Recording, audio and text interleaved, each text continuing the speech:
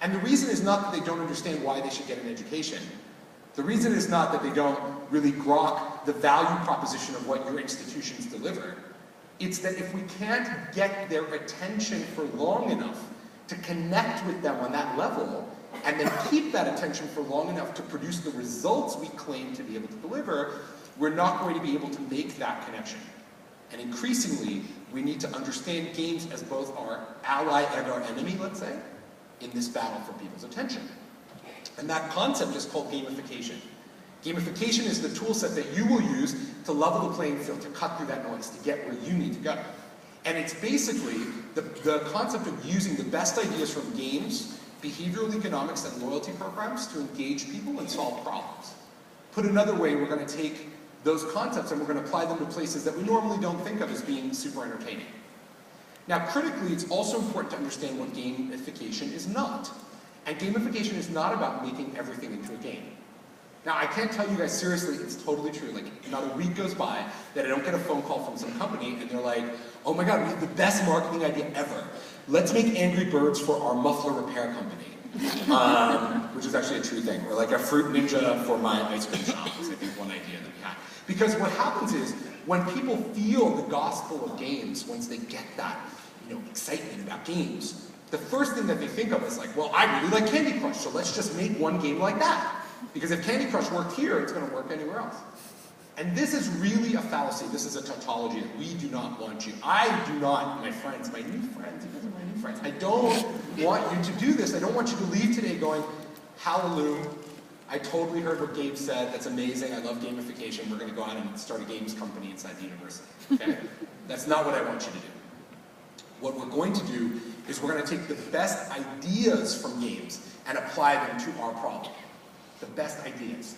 And the reason why we're not going to just launch games companies is because, no offense, I know you guys are super creative, but it's going to be really hard for any of us, whatever we do in life, to compete against game companies that do nothing but eat, breathe, and sleep making games with a capital G.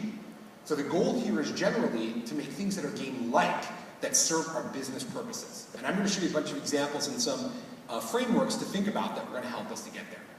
One small caveat for you. For those of you who come from an educational background, and I really appreciate and understand this, every few years, some late 30s, early 40s, typically white guy gets up in front of you, and it's like, I have the one true solution, you guys. Okay? The one true answer, it's tablets. The one true answer, it's MOOCs. The one true answer, computers in the classroom, right? This will fix everything because I have the one true answer. And if you'll just spend a ton of money on my answer, I promise you all your problems will be resolved, right? Because this one thing can solve every problem. And I'm very cognizant of the fact when I talk to educators and people in the education business, I want you to understand I don't believe that about gamification. As much as I believe in it, and I'm going to show you examples of it working, it is not one giant panacea that will ameliorate all the issues that you face. There are so many things going on in your industry. Your industry is under tremendous change and pressure. So gamification can be a strategic approach and a tactical approach that's highly successful at creating engagement in places where it's needed. It is not, however, going to magically solve all of your problems. We're not going to take your, like, if you've got terrible labor relations, we're not going to take some game sauce and pour it over that and magically everything's going to work. Okay? That's not what's going to happen. And we're also, especially when we're talking to educators, in your management team in particular, you've got lifelong educators sitting in your chain of command. We're also not going to gloss over the fact that games can be both good and bad. There's many people in the games business that only want to talk about the one side of games. But we know that if game concepts are so powerful at creating engagement and changing people's behavior on one side, they're really great at helping people combat diabetes and get fit and learn things, they also could be used to teach people bad stuff.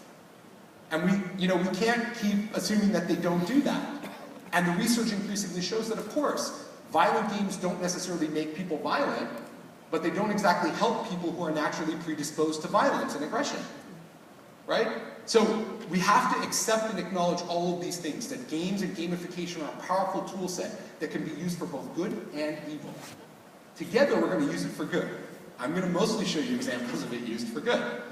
But when we're having this conversation, we have to be honest, okay? So my name's Gabe Zickerman. As many of you know, you probably read a little bit about it in the program. I've written 3 books about gamification. My latest is called The Gamification Revolution, and it's all about how companies use gamification strategically. It's available in a number of languages, so if English is not your first language, you can pick it up. I also am the editor of the website gamification.co, which has great resources, and I run this consultancy called Dopamine. We help companies all around the world, big and small, apply gamification to their strategies. Okay? So, I like science. I don't know about you. You like science too. I want to talk a little bit about the science of why it is that games are so compelling. Why does gamification work? What is the science? And at its heart is a concept called intrinsic reinforcement. Okay? So here's how intrinsic reinforcement works, and this is very key. Anytime you challenge yourself to something, anything at all, doesn't matter how big or how small it is, and you achieve that thing, your brain secretes a magical little bit of this chemical called dopamine. Okay? So, challenge, achievement, pleasure. Because dopamine is a pleasurable experience. And we now know in the science that the dopamine is secreted slightly before you actually achieve that thing, but it's basically the same loop.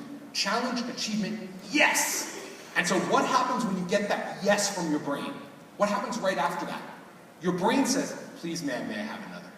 Right? And you go back into that loop again because that felt really good. So challenge, achievement, yeah. Challenge, achievement, yeah. Ah! Right? And so you're in this loop. Okay. So if you want to understand your next generation consumer's brain, and increasingly the brains of my mom and the other billions of people around the world who play games, you need to understand this loop. Because in the game world, this is happening hundreds of times per hour. Because what is a game if not a series of small challenge achievement loops? That's all it is. Challenge achievement, yeah! Over and over again. And so it's not that games have a special power necessarily, but they're engineered to do this. Now ask yourself this question. How often in the real world do you get this jolt of dopamine? How often in your jobs does your boss come to you and go, great job! Awesome work! Like, many people are lucky if once a year that happens. Well, you know, in your personal life, how often can you watch your kids graduate from school and learn a new language or beat up your personal best in a marathon? What's it like being in an actual classroom today? How much of this are you getting? So you see, for people brought up on games, this next generation consumer, the millennial and younger, the problem isn't that games have transformed them in a negative way. The problem is that after growing up on a steady diet of these games, this world, the real world, let's call it, that we're inhabiting together, it just feels a little slow. Right? It's just a little gray and boring. So it's not necessarily that they have a problem, they're just not getting what they want. So some organizations are combating this. They're rethinking this paradigm, thinking about new ways to connect with people. And one of my favorite examples comes from Dominos, which is a pizza company for those of you who have not yet been infected by the not very good pizza that is Domino's. It's a large pizza company. And so Domino's, last year, created this app called Dominos Pizza Hero. It's an iOS app. It's for your iPad or iPhone. And basically, in Dominos Pizza Hero, you play a pizzaiolo, or a pizzaiola, somebody who makes pizzas, okay? So the app shows you how to make a dough, right? And you knead the dough, and then like Luigi, you're like, ah, and you like throw the dough up, and and you put the sauce on it, and you put the vegetables and cheese on it, you make the pizza how you want, and then you flick your finger and the pizza is actually baked at your local Domino's and delivered to you in the real world from inside the game. Okay? Domino's generates from this $1 million in incremental sales per week in the United States from this gamified app. And if you are especially good at Domino's Pizza Hero, they will invite you to apply for a job. Which is funny. It's funny, okay? But Domino's needs to hire 30,000 people a year to backfill the attrition inside their company. This is a very serious business requirement. Now, more importantly, for all of you who are engaged in a recruitment challenge, what is Domino's Pizza Hero's purpose? What does it actually do other than sell pizzas and recruit people? What it does is it replaces that BS video that every organization has about its values and concept, right? It's brand video. So you can picture it right in your head. Soaring music, shot in on the Domino's. Domino's was founded in 1879, Joe Domino, and then like come in, right? And you're inside the cleanest kitchen in the whole world, and you have this like kind of multi-ethnic person in a very cleanly pressed uniform, right? And they're smiling at you, and they're like, all of our pizzas are made with the freshest local ingredients, and then cut to a little food porn of like a tomato being cut, right? And it's like juicy. Okay, so here's the thing. We all know this video. We all know this video. Here's the thing.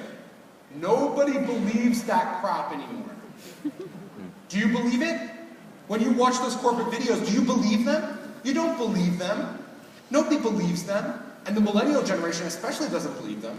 And the backside of that is, what this generation really wants you to do, it doesn't just want you to tell them what the brand value is of your organization, what they're going to get out of coming to your school. They want you to let them experience it. Let them do it with their hands.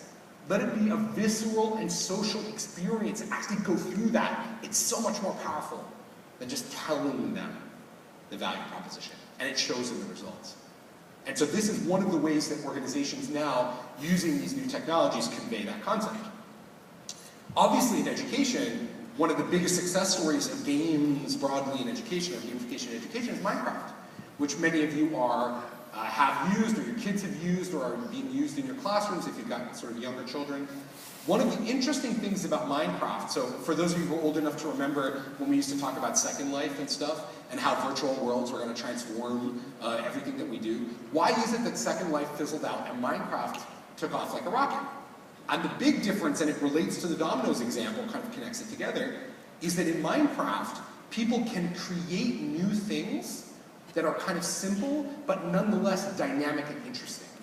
It taps into people's creativity without asking them to do kind of this unbounded huge thing. Like, here's all the tools in the world, figure it out, right? Instead of that, it's like, here's some tools where you can build some things and interact socially and make that really interesting. And so part of this is about giving people those creative tools if we want them to be able to connect. And for the generation that you will be recruiting next to come to your schools, growing up on Minecraft, consider what their expectations are of a social learning environment. What does your institution have to deliver to meet the creative criteria of a world in Minecraft? Because this is a very different environment, mostly from what it is that we're experiencing. But also, one of the criticisms that often comes up when we talk about gamification or game-based learning, which is a subset of the gamification discussion, one of the criticisms that often comes up is, okay, this stuff is all fluff, right? We can sell some pizzas, but can we do anything actually challenging and hard? Can we use these concepts to do things that will actually transform the world in a positive way? And one of my favorite examples is this game called Fold It. And it was designed at the University of Washington on the west coast of the United States. And so basically the concept is protein folding is an essential way that scientists now discover the root structures of diseases and design drugs. Because we need to start doing things at that kind of molecular level. We need to understand the structure of DNA and RNA in order to be able to design new things. But it turns out that's actually very hard to do because we can't really see them under a microscope. So we do all this kind of complicated math to figure out how proteins are structured. And scientists at UW were trying to build an artificially intelligent computer system that would do the protein folding. And they figured out that actually people are pretty good at the basic requirement of protein folding, which is finding symmetry. So I said, can we get people en masse, can we get groups of people to work on this protein folding problem? And so for 2 years, they worked on designing this thing, and then Fold It had a huge breakthrough. Scientists for 15 years have been working on figuring out an elemental structure in the fight against HIV, a protein in HIV that was not well understood, that we couldn't figure out, and for 15 years, the medical establishment was stuck on it.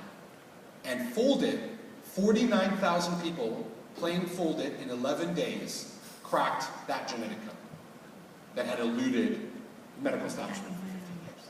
Now, this is so cool, okay? And you're going to hear a lot more cool stories like this coming out of the gamification space.